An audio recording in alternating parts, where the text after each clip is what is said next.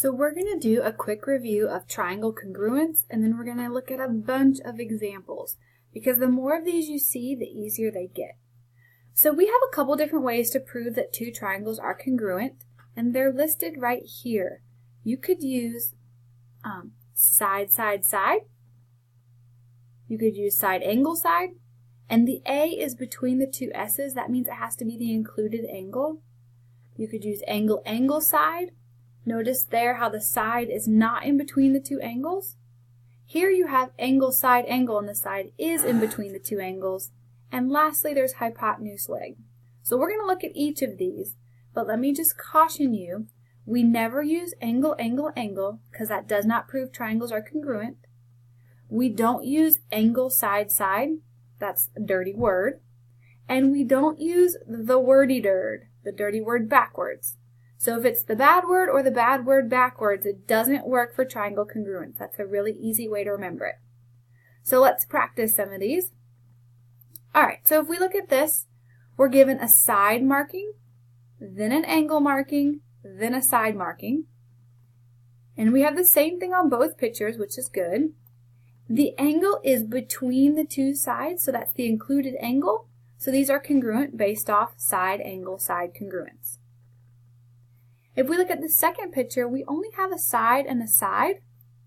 So we need more information, but we know vertical angles are always congruent. So I know this angle is congruent to that angle. So I could go ahead and mark that because I know that that's true. And then in both pictures, I have side, side, angle. Notice the angle is not in between the two sides. So I have angle, side, side, or I could write it as side, side, angle. Either way, that is the bad word or the bad word backwards. So we do not have enough information to prove that these are congruent. If we look at this one, it says AD bisects BC. So we know bisecting means that it cuts it in half. So we could mark those two sides as congruent. And then we also know that AD is congruent to itself. So we do have enough to say that these triangles are congruent based off side, side, side. Alright, if we look over here, this side right here is the same for both triangles. So I can go ahead and mark it. So I have a side marking, then an angle marking, and then a side marking. And here the angle is in between the two sides. So you would write your two sides with the angle in between, and that one is congruent.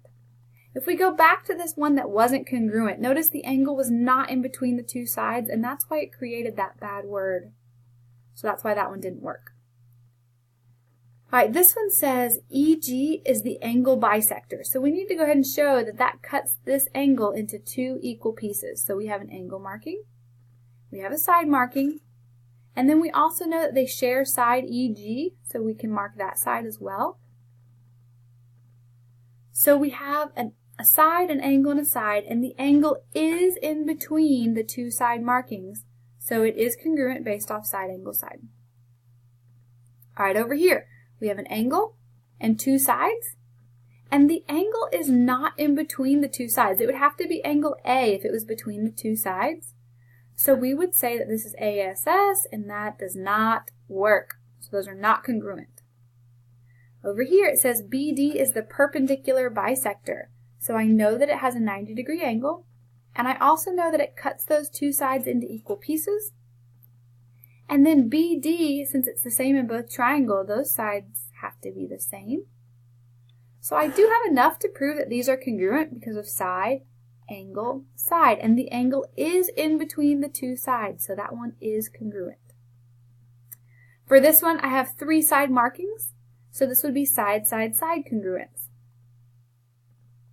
If you look at this one, I only am given two side markings in each triangle, but I know that they share this third side, so it also has to be the same. So these are congruent based off side, side, side. Let's practice just a few more. Alright, we have an angle, and then a side, and then an angle, and the side is between the two angles, so that would be angle, side, angle congruence. Here we're only given a side and an angle marking, but we know that they share side DB, so we could mark that as well.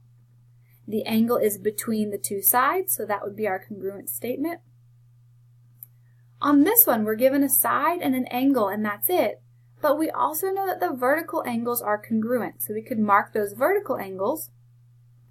And then we would have angle, angle, side. Notice the side is not between those two angles, so that would be our congruence statement. All right, over here, we would have to mark our vertical angles again. And then in each triangle, I have an angle, and a side marking. So this would be angle, angle, side congruence. Again, that side is not between the angles. All right, on this one, we could mark AC is congruent to AC because it shares the same side. So it would be side, side, side congruence. On this one, again, we can mark that DB is congruent because it's the same for both triangles. So you have, in the top triangle, you have a side, an angle, and a side. And the angle is not in between the two sides. So we could write like this or like this, but either way, that is not going to give you a congruent triangle. All right, a couple more. For this one, they share this side, so I could go ahead and mark it.